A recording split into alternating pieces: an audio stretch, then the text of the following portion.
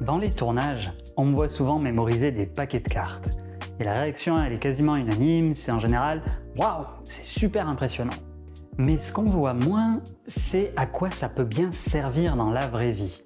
Parce que c'est pas un don, c'est pas de la magie, et ça s'applique à quasiment toutes les situations où vous avez besoin de mémoriser quelque chose. Se souvenir des éléments importants lorsqu'on est dans une réunion et qu'on passe à l'oral. Se souvenir des dates ou des moments importants d'un sujet d'histoire. Retenir le tableau périodique des éléments dans l'ordre. Ou tout simplement même retenir sa liste de courses avant d'aller les faire. Pour réaliser toutes ces choses, il faut comprendre que notre cerveau est excellent pour retenir les histoires qu'il a vécues et celles qu'il se raconte. Et c'est exactement comme ça qu'il faut s'y prendre quand on veut mémoriser efficacement. Il va falloir te créer des histoires parfois logiques, parfois loufoques, parfois quelque chose entre les deux, et c'est ce qui va permettre au cerveau de beaucoup mieux retenir les informations que tu as envie d'ancrer durablement.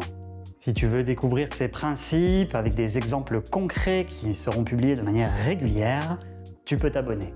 Je partagerai régulièrement des astuces, des moyens mnémotechniques et des histoires pour t'aider à mieux apprendre et mémoriser. Moi, c'est Nicolas. Je suis orthopédagogue et athlète de la mémoire. Et ici, on apprend à mieux se comprendre pour se sublimer.